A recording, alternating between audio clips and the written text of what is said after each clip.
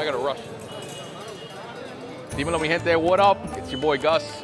Welcome to beautiful Surat. We are down in the diamond capital of the world. We're gonna show you a bunch of cool stuff. We're gonna go into a CVD market. We're gonna look at some diamonds. We're gonna also go into a plant that actually grows CVD diamonds. Plus try to see if we can negotiate some deals and find some good prices. I'm in the middle of this mayhem. I gotta get the fuck out of the way before I get run over. So let's go.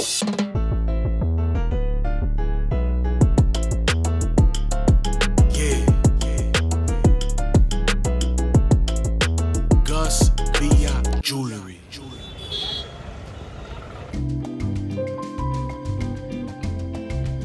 We got my boy coming over and he's gonna show us around the diamond capital. This guy is a third generation diamond dealer. His grandfather started the business and then his dad took it over and now he's bringing it over to the wave. The interesting thing about him specifically, we were talking to him last night when we went out for dinner, is that he was the first in his whole family tree and his family business to bring CVD into the market. In the beginning, he was laughed at. A lot of people didn't respect what they were doing, and so much so that his own family didn't approve of it. So he stuck to his guns. He realized that there was a big market for it, especially in the United States, and now that it's taken off, he's essentially pioneering this movement in a city that for many, many years completely discredited CVD. So he's gonna take us to the warehouse. There's a lot of things that we're not gonna be able to film, but we're gonna be able to see how they cut diamonds and how they sort them.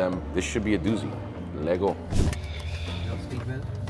Ah, like little babies after that meal. So as we're pulling up to the warehouse, I genuinely have no idea what to expect. I've never seen how they're made. I've never seen what they do. So let's just see what happens. Generally, people, like in our offices also, we end up removing shoes. Oh, okay. It's considered like it's a place of worship. Work is worship. So Oh, really? Okay. but that's here in Surat. In Bombay, it's not. It's not like... Usually, it's not freight elevator. The CVD world is a very secretive world. Every competitor is trying to steal from the other person. So the fact that they let us in here with cameras is kind of crazy. Shoes off. Okay. And what do they do here specifically? Just cut the diamonds and grow the diamonds as well? Roll diamond and the polishing. I've actually never seen that before. So basically, the diamond in general will be bought from a mine. Sure. So here, this is the mine. This is where it grows basically. Right. The raw material is grown here. And then once it's grown, you have the rough diamond ready with it, which is then cut and polished in the factory here. So it's all under one roof. Got it. What you get here is from a seed to a polished diamond. They just don't make jewelry here as yet. Right, right. This is the diamond seed? So the seed was actually probably just a 1/10 of this, like almost a very thin, like a wafer. And then you put in a chamber, have like a carbon ray, and it grows from this to this size. This is when you pull it out and start cutting. He'll be the Oh, so this better is like a person. raw diamond. Rough essentially. diamond, yeah. Rough diamond, right. So we were speaking yesterday, and he told me if I were to sell a natural diamond to somebody for $12,000 US, and let's say they get divorced maybe 5 years down the line, and the stone comes back to me, I will end up paying $2,000. So that makes a lot of sense to go for lab is what his opinion is. Yeah, yeah. Lab diamonds make so much more sense than a natural diamond. Any way you cut it, a natural diamond is you're just losing so much money. And now that the kids are more educated, I genuinely think that in the next 10 to 15 years, the sales in natural diamonds and the sales in lab diamonds, it's gonna be 50-50, if not more 70-30. Because people are realizing that the diamond itself is not rare. There was nothing rare about it to begin with. It was basically De Beers saying, okay, we choose this stone, we're gonna market it this way, we're gonna market it in a way that is rare, and people are gonna believe it for 100 years. We're gonna pump a lot of money into making people believe that. Control the supply. And we'll control the supply. Which is making it rare. So Which, tomorrow, right. If I don't give you rough, Right. you want more the next month because you have a Of course, 1,000%. Control. Of course. To hear the perspective that I've been preaching this entire time from the horse's mouth was not only really interesting, but kind of validation of everything I've been preaching for such a long time. Fuck the diamond industry. Honestly, that's what I think. Campaigns like De Beers that are going out and saying that like real is rare. That's like their big slogan right now. Right. And they opened up, have you guys heard of Lightbox? And they're like purposely cheapening the product so that you think that CVD diamonds are cheap and that natural is rare. And I think to a certain extent, it's working. Where is Lightbox today? I Are started- they maintaining the facility? I don't even. They're shutting down. Yeah, I didn't even see my Jason Case. So, no, they're shutting. Oh, really? They tried to, undercut the market. Thought they would put in a few $1 million, bring down the price dramatically, make it look very cheap, and just kill the market. Didn't happen. Indians and Chinese were able to bring costs even further down, and right now they are on the verge of closing down the growing facility. So that's that. I don't think anybody has the power to control the entire industry. At least in the diamond industry, I don't think so. And see, there is one very big element that all of us are missing while talking about lab. We always talk about this is cheaper, this is cheaper, this Sure. is cheaper. We never end up talking about the design avenue that lab diamond opens up because of its affordability. Sure. So there's so many things, possible because the per cent cost of cutting the diamond Sure. is so much more less. Is this a bear? Okay. No. Nah. Oh my God. It is a teddy bear. Wow. Would you imagine getting one of these in natural?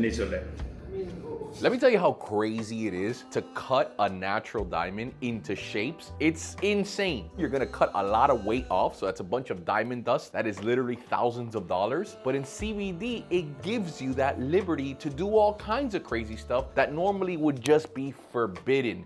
Wow, look at that cut. Oh my God. I guess because I'm so used to seeing natural diamonds that no one would ever take a risk like this at natural diamonds. It would cost you This is the beauty of thousands of dollars. And a goddamn Batman, that's crazy. It's crazy. horse head. So mind you, they cut the normal diamonds as well. It's not just this that they cut. You guys are just getting crazy at this point. A horse. Oh, So this is also selling a lot. Calf head, horse head. look at this. Oh, this is crazy looking. Oh, and it's beautifully cut though. It's not just because it's a horse head. Like if you look at it, you see the lip on the horse. Yeah. What do you think is going to happen in the next 10 to 15 years? Lab-grown diamonds only. Yeah? This is the future. Yeah. This is the future.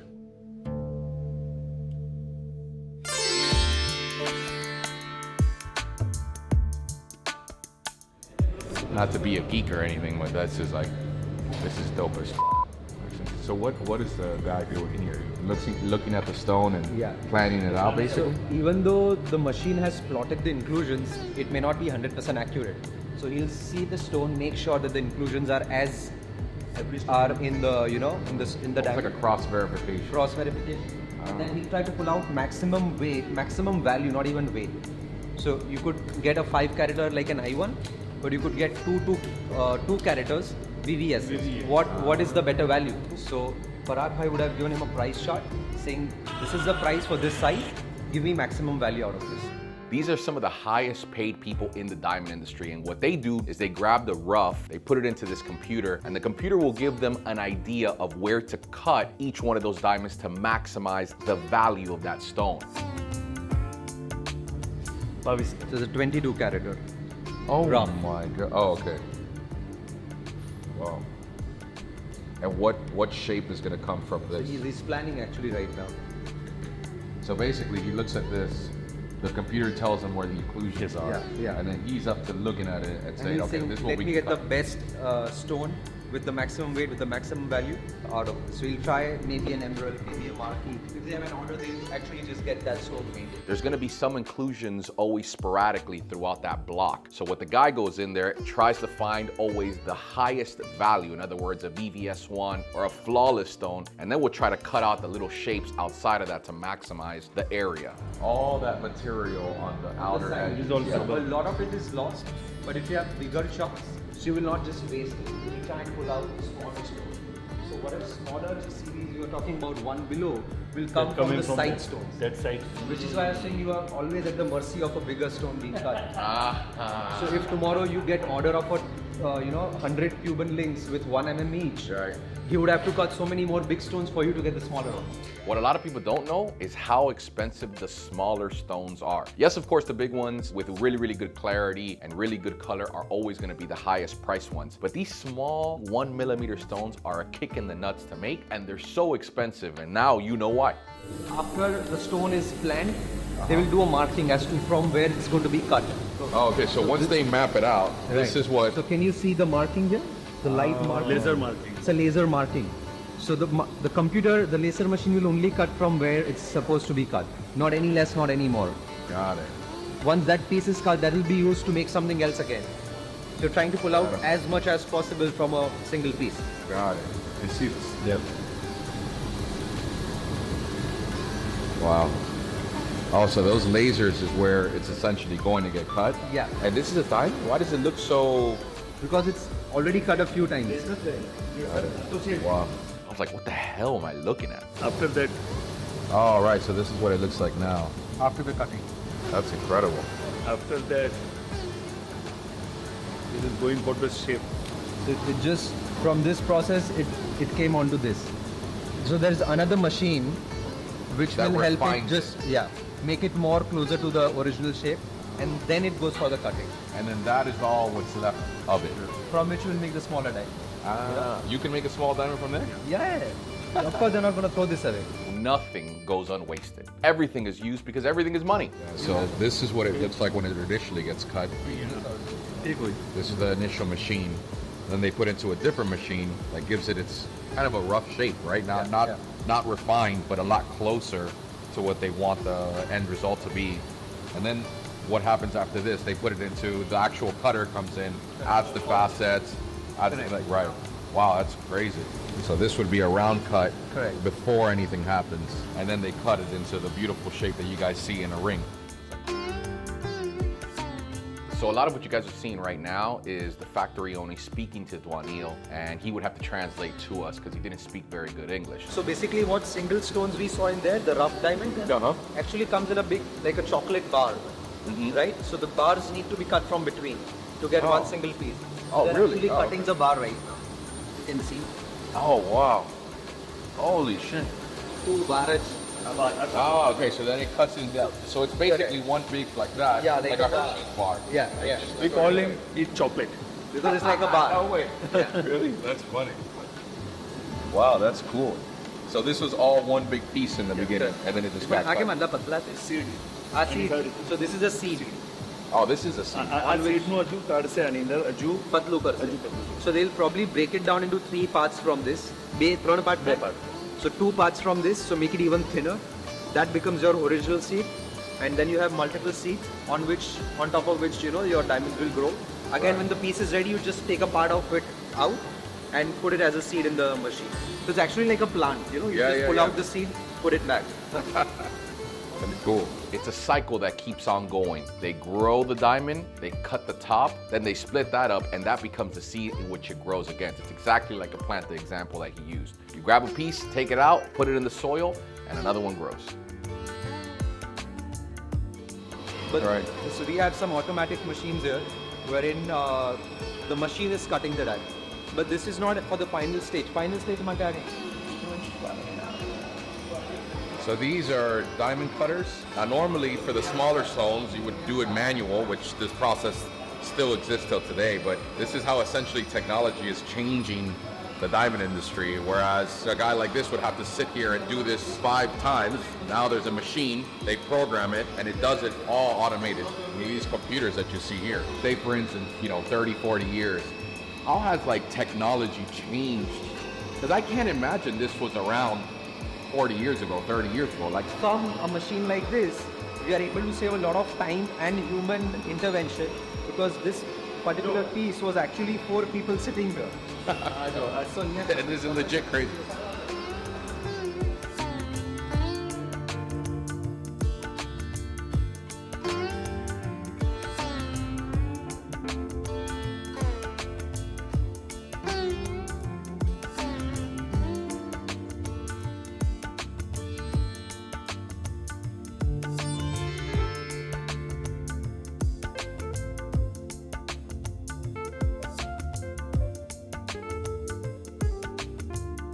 the entire stone doesn't get cut with the machine. Oh, right. To a large extent it gets cut, but then the final polishing happens manually. So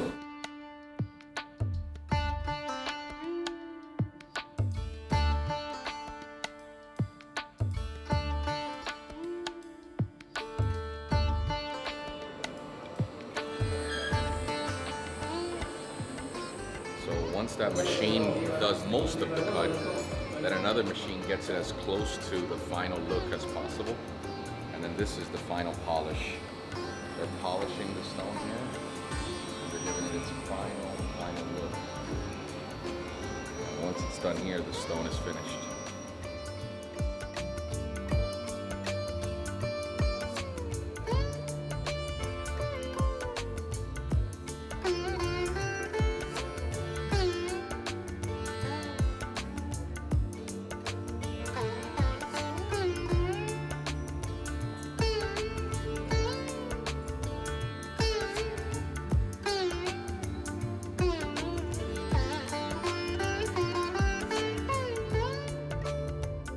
Again, it is a very competitive business and everyone wants an edge over the other person. So everything normally can't be filmed. I'm very thankful that they allowed us to go in there and film everything, except...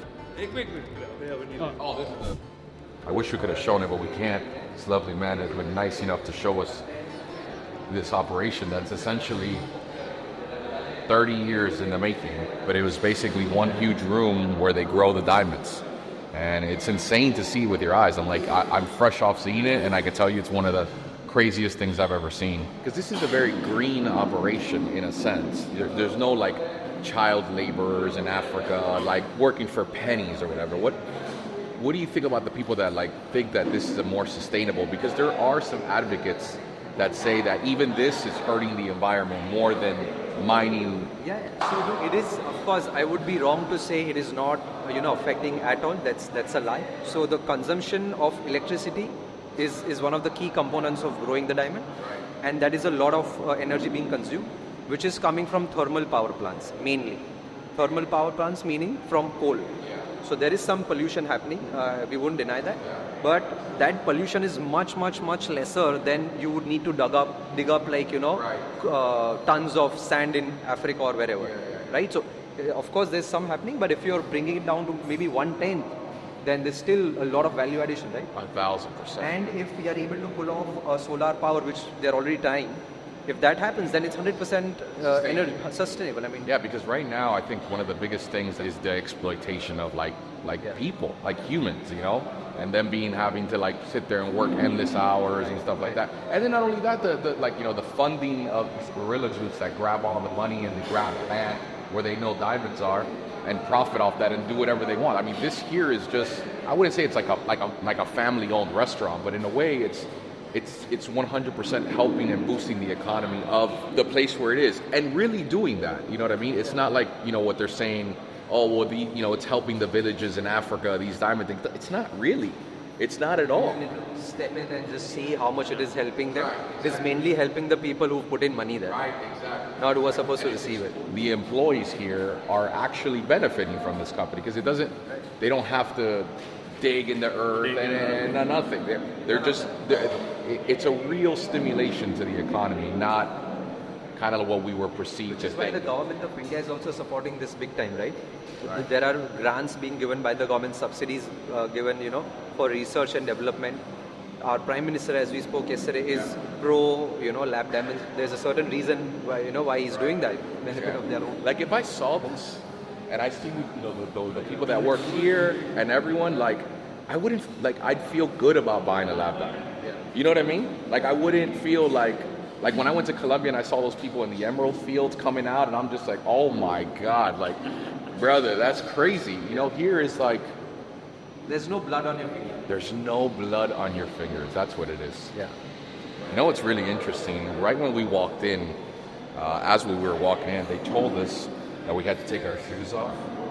And I thought it was more like a cleanliness thing, but we asked them the reason why, and just out of pure curiosity and respect, and they said that in this culture, here specifically in Sudat, when you go to work, it's also a place that brings you money and brings you blessings.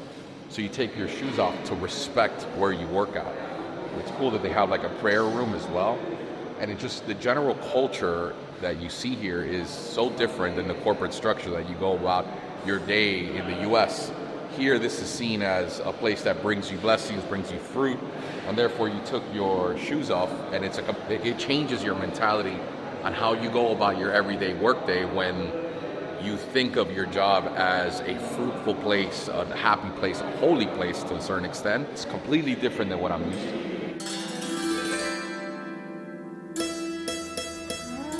What an absolutely incredible experience that was. What we thought was just going to be a very brief tour, we went super in depth. We're just really grateful that he showed us such hospitality. The guy couldn't have been a nicer dude. We're eternally grateful. We're going to now jump into a cab and go to manufacturing to see where they grab these lab diamonds and then create the actual jewelry that you guys wear today. So yeah, it was a really cool experience.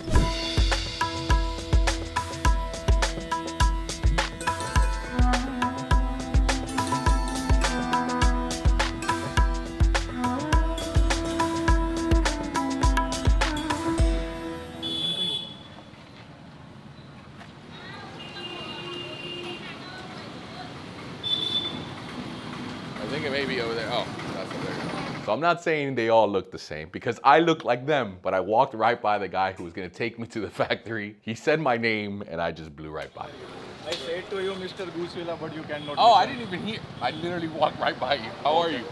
Really good. Hello. This is Ben. Please come. We go. Okay, let's go. Oh, let's go. Let's go. Before I get roasted in these comments, what else am I gonna do? I had to get in the back of the motorcycle with him. Sue me, dog. No diddy.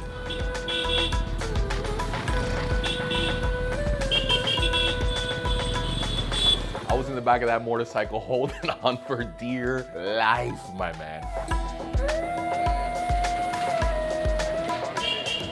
You know what's crazy? I played on fucking YouTube like 17,000 times.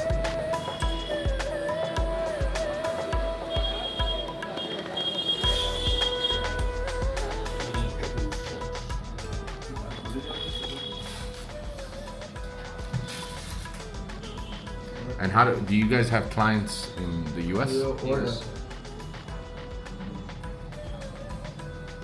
The crazy part is for many years, India only dealt with natural diamonds. So the fact that we're here looking at manufacturers in Surat, this would have never happened 15 years ago.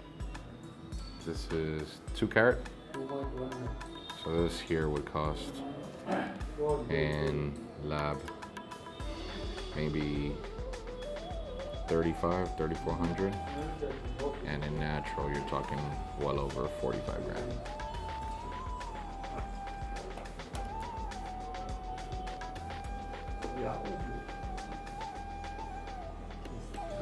Thing is, my market is very picky, very picky. They want really good stuff, not just like okay stuff. Like some of these I would have been fine. Some of them I probably would have had to change because they're little things, you know. And so they cast, finished everything here. Oh no, that's it. See, I have this very similar shop, my own over there. And when I send stuff over here, if it's not good, I have to go up to my own, make it myself. How you doing? Setting time setting? Yes. You guys don't work with lab and natural, right? Doesn't matter to you. Have you seen the demand of CVD get higher? Right? Yeah. Because the person can't see it, the last thing they want is to purchase a piece. They receive it and it looks bad. You get what I'm saying? Because then they're gonna call me, tell me that I'm a liar, tell me that my shit is no good, and then I have to return it and it's this whole thing. So what I'm trying to avoid is all that. So that's why I'm so nitpicky on it being perfect. The thing about selling online is that you can't see the actual piece. The reason why we emphasize on quality so much is so that when they do receive it, there's no issues and there's no going back and forth with returns or anything like that. You come to office, Yeah. you high stock. Okay, before you show me, you're gonna give me real price or you're gonna give me tourist price? Let me see.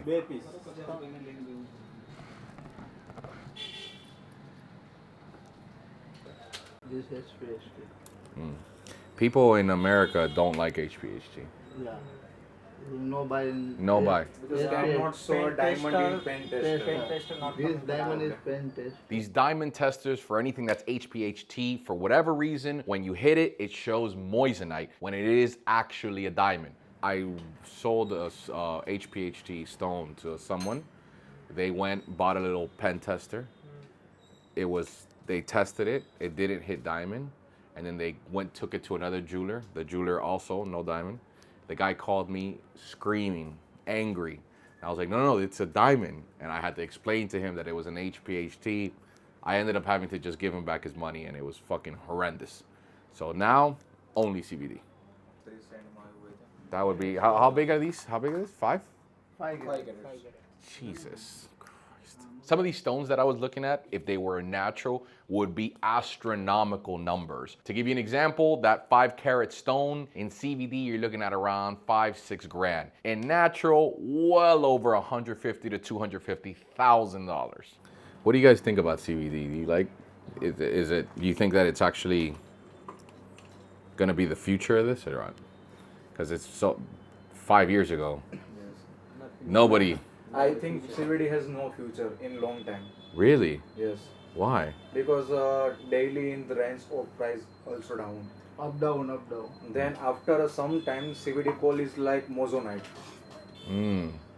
Maybe. I'm not sure, but market. But market moissanite is right. super cheap. Moissanite is Super like cheap. This is the reason why the CVD is in the future called it moissanite. You think so? I think. Wow. But the thing is, natural diamond is, yes, it's more expensive, but it's not any more rare. And CVD is the same thing as a natural stone. The only difference is for natural, you have to pay a lot more. CVD market will survive. Yeah. When the price control in all the market. Like natural have a De Beers.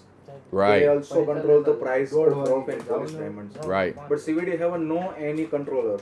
Right. Then what will control the price? It'll just keep going down. This one is and the down. reason why CVD is very cheaper. Right. But doesn't that just like the fact that there is a company that's controlling the rarity of it, isn't that the reason why it's kind of a scam? Like in a way? Like it's not in any way rare. It's just expensive because some companies control it.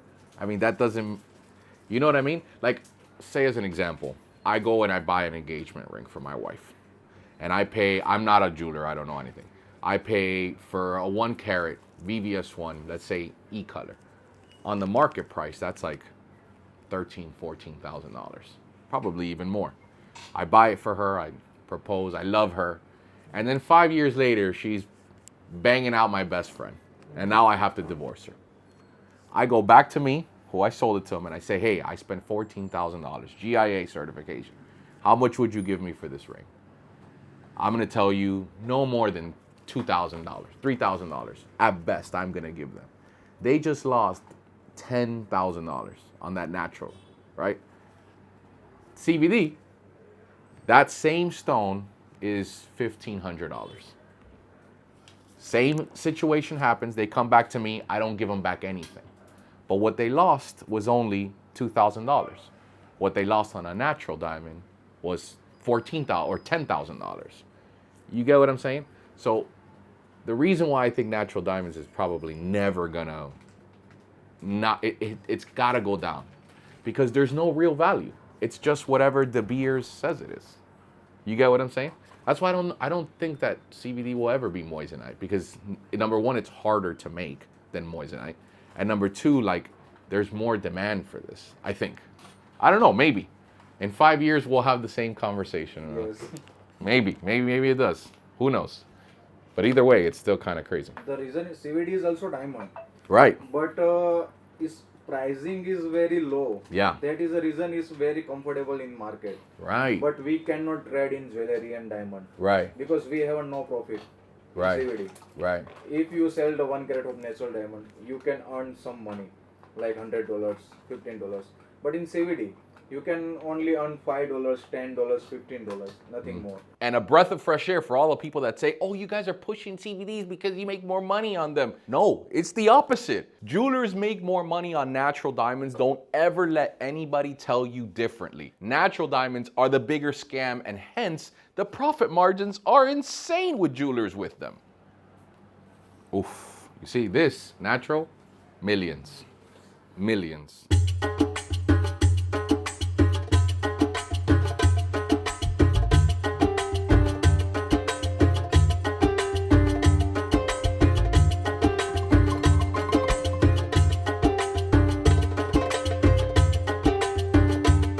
We're in the middle of what they would call the diamond district, and our boy has given us a gracious little tour. He's about to give us one right now and show us around and see how this rolls.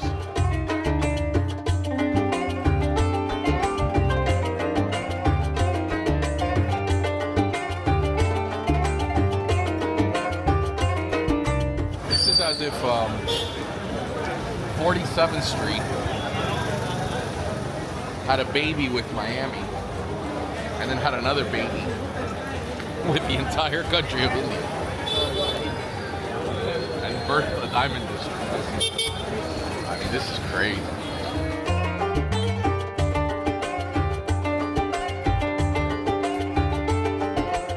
So there you have it. What a crazy, crazy experience that was. We got to see some jewelry manufacturing, we got to see some lab-grown factories, which again was absolutely insane. And the most interesting part to me was talking to the people who are actually making, selling both natural and CVD diamonds. You got to hear it firsthand on what their opinion is on how the market is changing, how the market has already changed, and what the future is of CVD as compared to natural diamonds. It's not just me saying it, you're hearing it from the people who are wheeling and dealing with this type of product all day. We're gonna try to get an Uber out of here. It's been fun, it's been real, it's been such a crazy learning experience, and I hope you guys got some real value out of this. I'll see you guys in the next one. Holla.